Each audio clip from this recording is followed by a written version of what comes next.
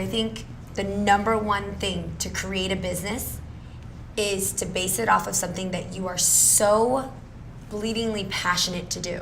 Meaning, even if you're not getting paid for it, would you still be doing what you want to create your business to Yes. do? Absolutely. Because there are going to be days where you're not getting paid what you're worth, you're going to have to work over hours, your kids aren't going to see you, your family's going to have to see you, you might be living in your car, but if it's something you really want to do, it's not going to feel like you're painfully working. I started blogging 7 years ago, before blogging was even Love blogging. It was just a fun hobby for me. If you could find what you want to do naturally on like a Saturday afternoon when you're free, if you can turn that into a service for people, you've made it. And number two, identity is really important to me. So for my brand, I believe my mission statement to life is to celebrate people's potential and that you can achieve anything you set your style to, which means your look.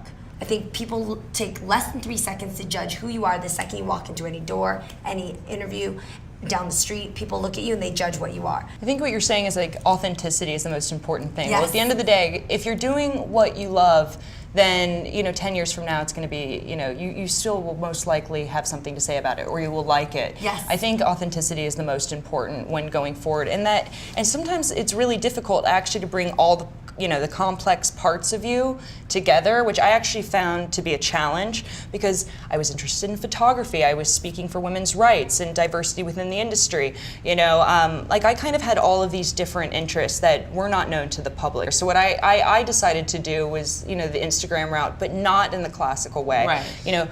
Do I post my work for modeling as much as I probably should? No. But there has been a new, part of me that has come out, and that is, that I love photography, and that somehow pictures to me are a universal language. Right. I'm at the same events, the same thing as everybody else, but it was maybe that quiet moment walking to the bathroom, where no one saw that moment, and I thought, oh, this is the thing I would want to look at. It maybe no one, but it made me happy, and I think that you can use these tools as a form of discovery, and I think that. Even though starting off with authenticity, I think that should always be there. And if you always are authentic, you will be happy in the end. But most importantly is also being open to an evolution and knowing that you're a human and that you can change. And these tools can allow you to do that. We are growing individuals. We are. Be yourself. Be your brand. Be own it. Like be who you are. And yes, it can change daily and it evolves. And change your brand. Just